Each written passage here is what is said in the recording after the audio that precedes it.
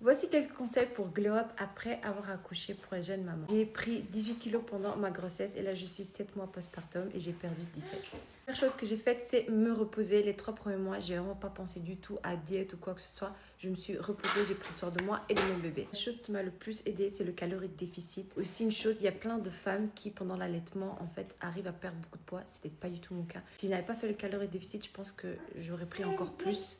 Parce que j'avais tout le temps faim. J'ai aussi réduit le sucre, mais pas de façon drastique, parce que je suis addict au sucre et je savais que si j'allais me restreindre trop, j'allais sauter dessus après comme une folle. Donc du coup, je me suis mis des petits objectifs. En plus de mon calorie déficit, c'est que je faisais 2 jours sans sucre, puis un jour, je pouvais me permettre un petit gâteau ou un petit chocolat ou quoi. Je me suis rendu compte que c'est beaucoup plus facile pour moi de tenir comme ça. Une autre chose, c'est d'arrêter les grignotages. Donc je sais qu'en tant que maman, on n'a pas le temps de manger correctement.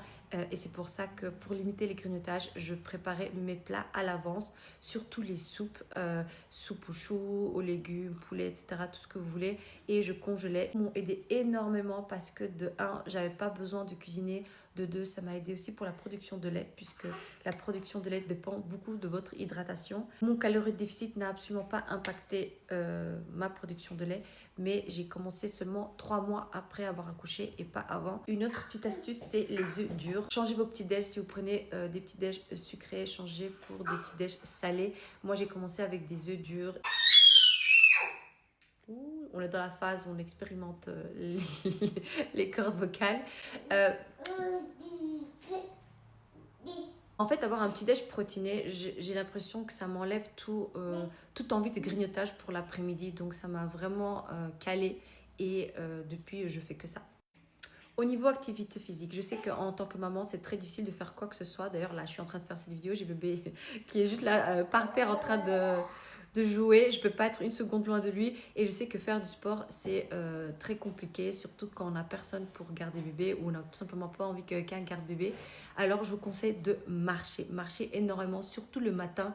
Parce que le matin, avoir un petit peu de soleil sur vous et sur votre bébé, c'est très bénéfique. Par contre, si vous avez la possibilité de faire une activité physique, mais vous n'avez pas trop la motivation pour faire de la musculation ou quoi, faites du tapis en pente. Parce que ça, franchement, vous allez voir, vous allez brûler plein de calories. Une autre chose pour le mental. Alors moi, ça m'a beaucoup aidé à regarder des vidéos de perte de poids, donc des calories déficit justement, des avant-après. Ça me permet de rester motivée.